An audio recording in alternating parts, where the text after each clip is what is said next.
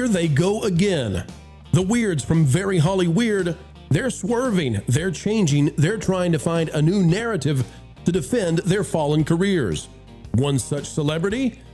Well, it's Cynthia Erivo, not yet Ariana Grande, and she's trying to find some way to defend herself, a shield, if you will, against everybody who says she's just too weird for the silver screen.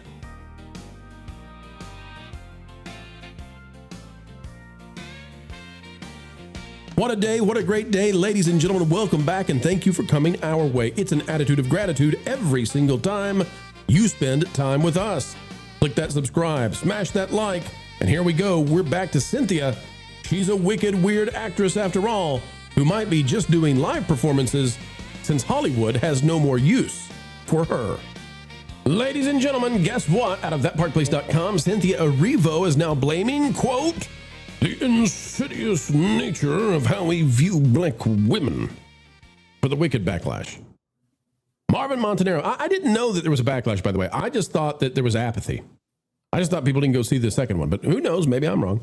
Cynthia Erivo, some say Erivo, but it's Erivo, is once again putting herself at the center of controversy after a sprawling new interview with Variety, in which the Wicked star blamed backlash surrounding the film and viral online jokes on what she called the insidious nature of how we view black women. The interview, which was positioned Erivo as emotionally overwhelmed by the pressure and scrutiny surrounding Wicked and Wicked for Good, quickly drew criticism online for its highly self-serious tone and repeated attempts to frame internet mockery and fan reactions through broader social and racial commentary. Discussing memes that portrayed her as Ariana Grande's bodyguard after Erivo intervened during a chaotic premiere moment in Singapore, Erivo suggested the reaction reflected deeper societal biases. Quote, I think that we haven't really come to terms with the insidious nature of how we view black women, Erivo told Variety. Now, folks, maybe I could see this if it was not for the fact this woman is so strange. So that you have a remembrance of where we've been and where we're going with Erivo, here are some of the highlights of she from CPTC over on X.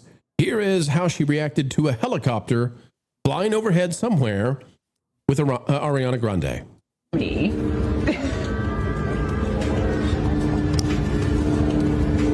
Not the time, helicopter.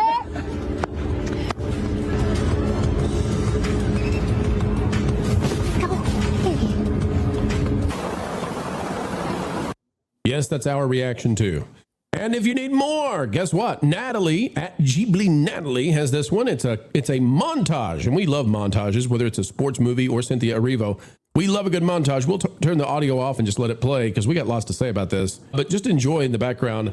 Andre, this is one of the worst attempts to fix this because it doesn't matter what your skin color was. It doesn't matter which restroom you go to. Everybody thought that Cynthia Erivo was bizarre. In fact, even otherworldly bizarre.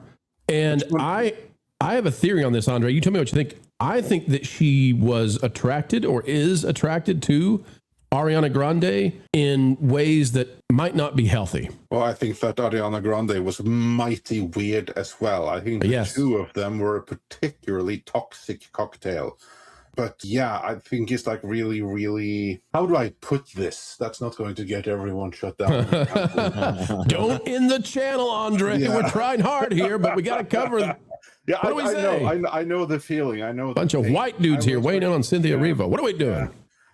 Basically, I was like, what I'm thinking is, if she wants to talk about how the backlash when you see footage like this, and she says, no, it's like we all, as a society, we have unrealistic views, stereotypical views of black women. Then you have to look, when you are in Cynthia Erivo's position, and then you kind of like make yourself an ambassador of black women, then maybe don't do stuff like this, then maybe act normal. Yeah. It's a funny thing when someone tries to say what all of society thinks about something without basing that in fact. It just sounds like that's their opinion, and they're saying it for the entire world to hear, and assuming that everyone thinks like they do. And also, I would like to point out that there's plenty black women in the media all the time that you just do not have this kind of commotion because they're just normal, ordinary people, and they are not the ones that talk about black women this, black women that stereotype.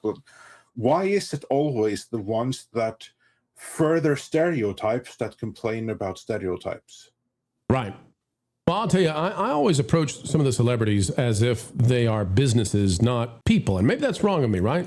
Maybe that's the incorrect way to do this. But I kind of see this as a strategic move. So if the marketing for Wicked was a complete and total disaster, and it was, and if the studios have realized the amount of money that Cynthia and Ariana cost them, and they probably have, then that is no longer a strategy that she can cling to. And you have to make the pivot. You have to. So how do you defend your career if you're worth what you believe to be millions and millions and millions of dollars, and the future movies are not coming to you any longer? That's all gone. How do you handle the fact that your publicist and your stylist and all these people who are, you know, they're hangers on, they're part of this entourage that you have, and their livelihoods and their families depend on it? What do you do to protect them? And the thing that you protect as a business, because these people are essentially walking, talking businesses, what do you do? This is the ultimate defense for her. She can come out and say, oh, those people who didn't come see me, and I don't want to say you're like this next studio, they're actually not angry because I acted like a complete and utter weirdo with Ariana Grande. They're mad because I'm a black woman. And then that is the way, perhaps, that she can gain some empathy with some of these studios to say, let me back in the door, give me another chance. I was steamrolled by the bigots, by the Rosas, and you don't want to be like them, right? You don't want to be like them. Right. She's asking them to hold her space for her. Right. The problem here, and she wouldn't be having these kinds of interviews, she wouldn't be saying these kinds of things if she had made money with the final Wicked. But the final Wicked came in hundreds of millions of dollars under, and it was proof positive that this marketing concept that she came up with, her and Ariana, you know, I don't think Ariana is this person. I don't know what that person is, but I don't think Ariana, because she's never acted this way before. But whatever that shtick is they had did not work. I mean, it was, you know, it was bug spray to audiences. Nobody wanted to go to whatever these two were in. And now I think her career is in a tailspin. Ariana, not so much, because Ariana can chameleon her way to the next thing. But Andre, I'll give you the final word on this topic. When it comes to what we're seeing with some of these woke celebrities, and I think, you know, she's definitely at the top of the spear when it comes to that. Mark Ruffalo, Mark Hamill, we can go through the list. You got Robert De Niro. They're becoming the kinds of people that people don't want to go see. And I think Cynthia is now in that category. I think they're all going to have to start recategorizing themselves and why they're unpopular in a way that explains away how it is that they saw a defeat at the box office, why nobody wants to see them.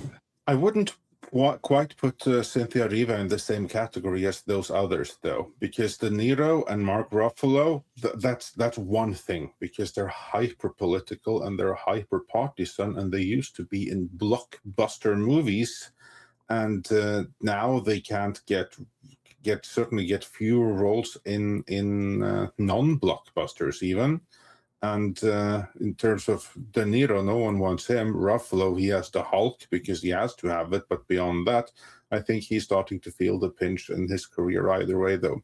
As for Arivia, I honestly do not think that she feels the pinch the same way that the others do. This is why. Because Ruffalo, De Niro, big budget movie stars. Cynthia Erivo, musicals, live plays. That's where she's coming from. And maybe all the weird stuff she's doing right here, probably that plays to her home audience. Like, I'm just speculating now, but I saw like in the chat, how is she not cast as Nosferatu? You know what she is cast as? In a one-woman show? Dracula. She's doing a Dracula one-way show in London right now. I think it got cut short, by the way. Yeah, so this has not affected her career. Now, what has happened is that she's probably not going to be invited back to many more big screen movies. But for where she came from, I think she's going to have plenty of offers. She's still respected in that particular scene, and she now has much more star power to boost that. So she's completely different. If anything, she has benefited from this. Now, it may not look like that if we're comparing to like blockbuster talent, and we're thinking she should have been a blockbuster star, but she wasn't. This was a fluke. This was a vacation from the live stage. She's going back to the live stage now, and she's going back bigger than she was. You know, that kind of parallels, though, Rachel Zegler, and thank you for covering while I had a slight internet stutter, very rare. But Rachel Zegler also had to go to live, right? She had to go to England to do, what did she do, Jonas? What was the... Evita. Evita, yep. That's right, the Argentinian. And now that's being moved to Broadway, as I understand it. Yeah. So I think that may be where these actresses go who just can't get it together. Yeah. I think that might be the only opportunity for them. But there's a very big difference, though, because Zegler started out in movies, and then she did that when she couldn't get movies anymore. Yep. Whereas Miss Dracula, she didn't start out in movies. She started out on the stage. That was what she wanted. That was her first home. Right. That is where she has her network and everything. That's a big difference there. She's headed back to her natural habitat, you say. Yes. Right.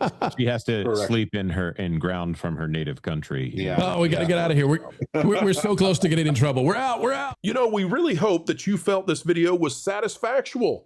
We know we had an actual good time participating and communicating with each and every one of you out there listening.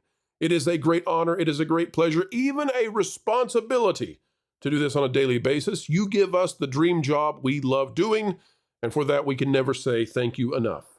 There's only one small favor we ask beyond what has already been done, and that is, folks, consider it. That is clicking the like button. Share, subscribe, click it, stick it to those pesky algorithms. It's the notification bell, and drop a comment right on down below. Let us know your thoughts, because your thoughts do indeed matter, no matter what the mainstream media would otherwise say. Folks, as we say every single time we end these videos, because we mean it, keep learning, keep growing, and keep having fun.